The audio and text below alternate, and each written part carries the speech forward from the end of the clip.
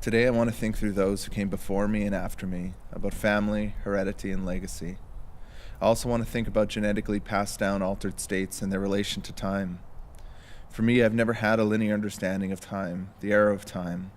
A lot of my time is caught in deja vu or not understanding things yet. I'm going to tell a story, or a series of stories, not temporally in order, about some experiences with time I've had.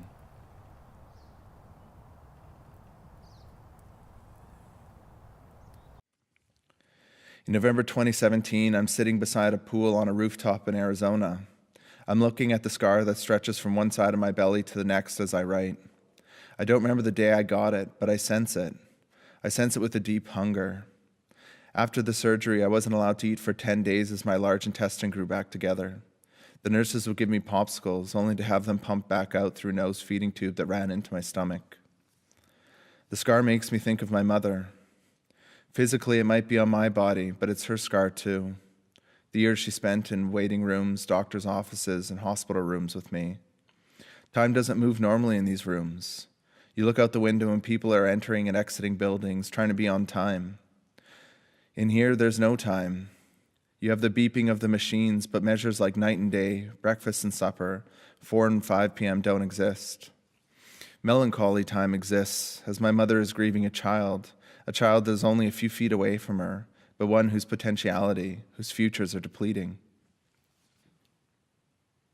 In May 2017, when I met Derek, I thought he worked at the hospital.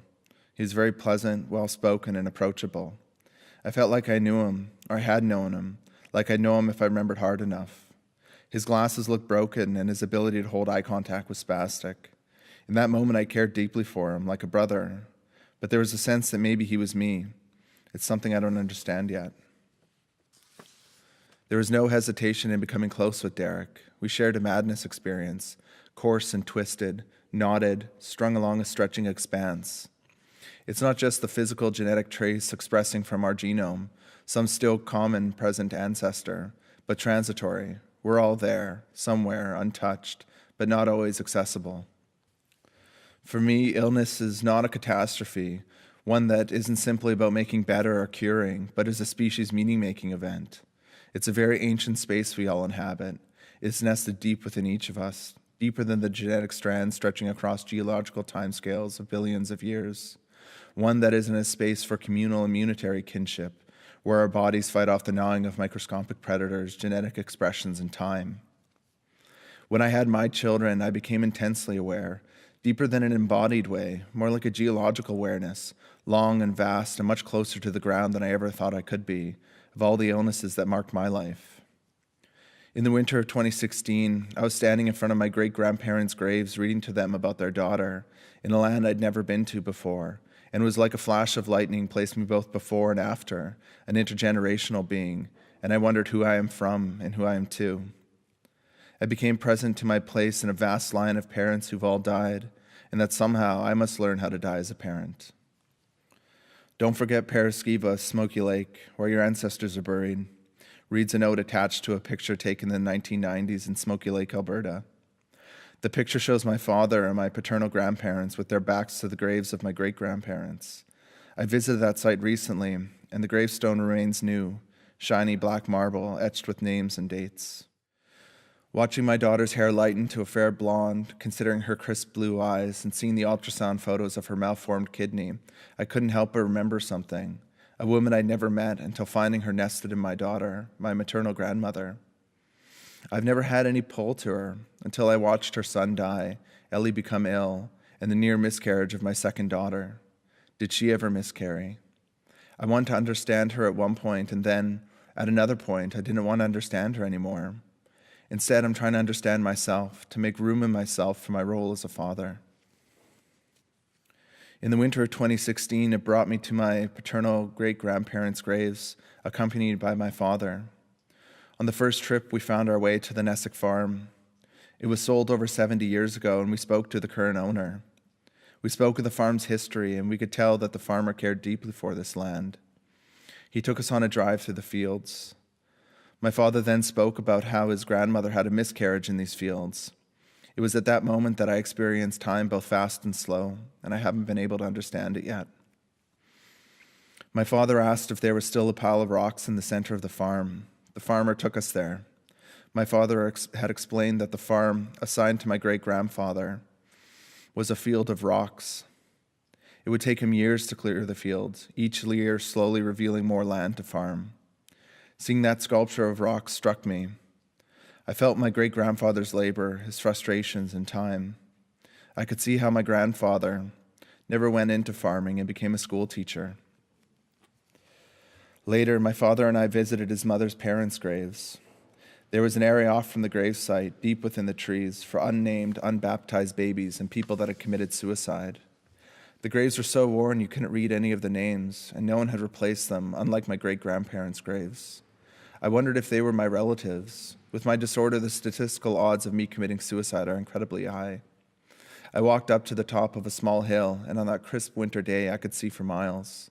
I saw the rail line that my ancestors would have come on from the Ukraine. I saw a great many things that weren't visible. In September 2016, I began to think of my unknown grandmother. My maternal grandfather had been dead for years now, and I still hadn't cried for him. I wondered what my grandmother would have thought of his death. She would have known about it because she's close to one of my cousins who would have told her. I wondered what their love would have looked like before they did all those horrible things to each other. I thought more of Spedden, Alberta, the city I started writing about years ago. I promised myself that I needed to go there for the film and for myself to see this land, but slowly I started to see the relation between this place and the woman I would never meet. I wrote about both of them. I wrote about the deep sadness I feel trying to hold on to all these things in my life and how I could see how she was not able to. I think of my bipolar diagnosis years ago. Would she have been diagnosed with the same? People say that when they see my daughter Elliot, they see my mother. Last weekend, my cousin said my mother looks identical to her mother.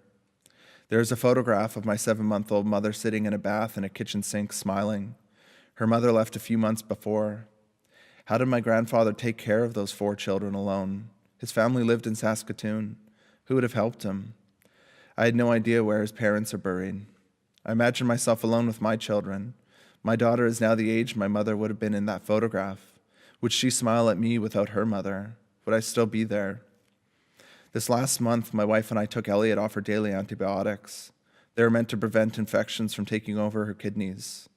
My mother had kidney problems. So did 2 of my cousins on my mother's side.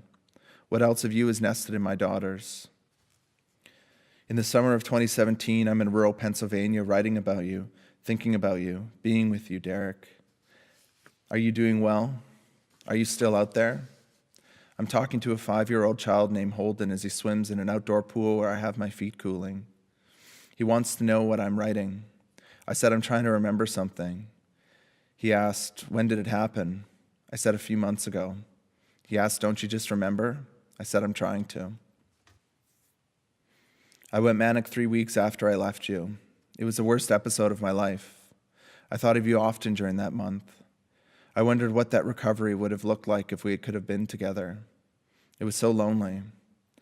I remember when we went to the music room on the last day. I recorded your hands as you improvised on the piano. Your voice was captivating. That day you were returning down, slowing, and becoming to realize all the things that you'd been through. It looked painful. You were losing control, but it was part of your journey. It wasn't until I broke that I was able to start putting all these experiences together. I think of you, my daughters, how many things I want to share with you, and how I won't be what I am now, but will be an old man when that day comes. I'm sitting on a small sofa bed in Greenwich Village, New York City, August 11th, 2017, 11:46 p.m., 33 years old, watching a documentary of Bob Dylan with my dad. This is the first time we shared this experience together. He's 66. In June 2017, I don't have any distinct memories that I could record from the next 2 days. I know I took my pills, read a lot, and painted. On Sunday, I woke up and went downstairs. My daughter Mary was crying, and I could tell that my wife Candace was exhausted for being up with the girls multiple times that night. I muttered with hate to her, why did we have kids? Candace shut down and started to cry. Then Elliot asked me for one of those small boxes of cereal that you could pour milk into and eat directly from. I tried to open it with my fingers, then a knife, but I couldn't open it because I was crying too hard. Candace rushed me up to the bedroom. I continued to cry. Elliot came in and asked me what was wrong. Candace said I hurt my leg, but that I'd be okay. Elliot placed a stuffy on my hand, and Candace left me to cry. We talked about many things I don't want to remember saying, things no one should ever say. I don't know how long I was there. I heard Candace call my mom, herself crying, and asked her for help. Soon I heard them enter the front door. Candace came up and asked me if I wanted to kill myself, and I said I couldn't be left alone. I fell asleep for many hours. I awoke with Candace beside me. She asked me if I was okay. I felt drained, yet somehow better. I told her I hated myself for what I'd said. It was Father's Day, and I can't remember the faces of my children. My parents were watching them downstairs as Candace and I were upstairs on the bed. I couldn't see anything anymore. All clarity was gone, and I was without affect. I don't remember the rest of the day, but I know I took my pills that night. Sometime later, my dad drove me to the university to see a friend. I laid out several papers I wanted to write with him. He listened. I knew I wasn't making complete sense, but he listened anyways. As we sat outside, a hard rain hit and we rushed inside. We talked, but I was looking out the window. Did it always rain this hard? I became intensely aware of my body being pulled down onto our planet. I felt the rotation of the Earth, the momentum around the sun, around the center of the galaxy, and the pull of all of everything towards everything within the supercluster of galaxies we're within. I felt the void colder than cold. Him and I still talked. I realized there's no place to escape, that I'm stuck in this husk of flesh on a rocketing planet in an indifferent universe. Why am I not getting the ecstatic revelations, the communions with God that Derek got? Why are mine so meaningless and devoid of hope? I found my dad sleeping in the car in a parking lot. We came home and I continued to paint. I finally ate. My mind was fast and I thought I was going to throw up. I was dizzy, but not the kind of dizzy that would make you fall, but the kind that unbalanced your soul. I told Candace about this, and she sent me to the pharmacy to fill my antipsychotic medication. She suspected I was in a manic episode and I would have to slow myself down with drugs. When I entered the pharmacy, there were aisles and aisles of ordered and repeated objects of care, deodorant, toothpaste, tampons. As I walked through the aisles, my visual experience fell out of sync with reality. The standard seamlessness of my visual field, time itself, became a falsity, like a grand illusion. Walking down that aisle, time itself became a flat disc, where everything that was or would be rotated for infinity, and I'd be in that aisle forever. I think I've dreamt about this aisle. Driving home, the sky opened, and the crisp blue prairie sky took on a new vibrancy, and just then every generation of my ancestors looked at it too, and I became an intergenerational being. I made kinship with everyone before me, and with all my children's children's children. We all shared that sky. I took my medications and slept that night. I woke up and couldn't focus my eyes. I went downstairs and my family, my children, weren't my own anymore. I thought back to Sunday when I wondered how many pills I'd have to take to die. That's when Candace called my parents for help. They came and I felt ashamed. My dad went into the garage to look at my paintings. He turned to me and cried and held me. I saw myself crying and holding an adult Elliot. I saw 1,000 of my ancestors crying. But then I realized the physicality of my father's body. He was becoming old. His control over the world, over his children, was waning. I felt so much sadness that he saw me this way. Then I had a vision of Elliot, and I was so scared that I would have to hold her like my father was holding me now. I told him I'd get better. I finished the large painting. I saw Derek. I saw his broken glasses, how similar him and I looked. I felt the wear in his notebook, and I saw his gentleness and intellect. He was 12 years older than me and had been hospitalized 6 times before. I thought my life would be different than his, but 1 month after meeting him, I was here, now, in this room, with these pills, drinking them down and thinking about how to kill myself. I think of my ancestors, stretching back into the Holocene and before. What did their love look like? Had they had children with my disease? Had they grieved for them? What was it like for them to hold their child?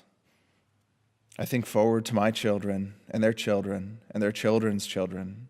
I feel the world in pain, a geological pain.